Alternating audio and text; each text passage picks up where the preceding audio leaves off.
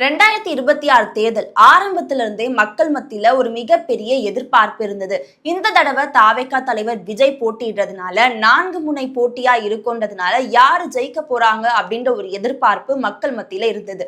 அதை வெளிக்காட்டுற விதமாகவே இந்த தடவை தேர்தல் பதிவும் 85% அதிகரிச்சிருக்கு.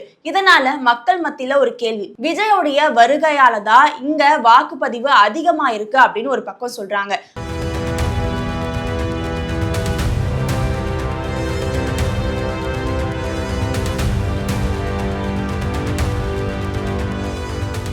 ரெண்டாயிரத்தி 26 சட்டமன்ற தேர்தல்ல மொத்தமா 85.15% வாக்கு வங்கி பதிவாயிருக்கு அப்படின்னு தேர்தல் ஆணையம் சொல்றாங்க.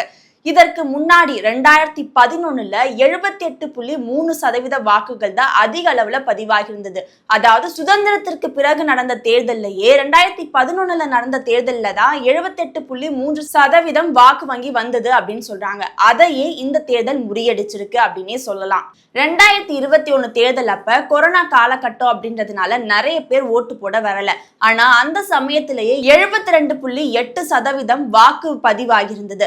அதை ஒப்பிடும்போது 2026 சட்டமன்ற தேர்தல்ல கிட்டத்தட்ட 12.5% வாக்குப்பதிவு அதிகரிச்சிருக்கு அப்படின்னு சொல்றாங்க.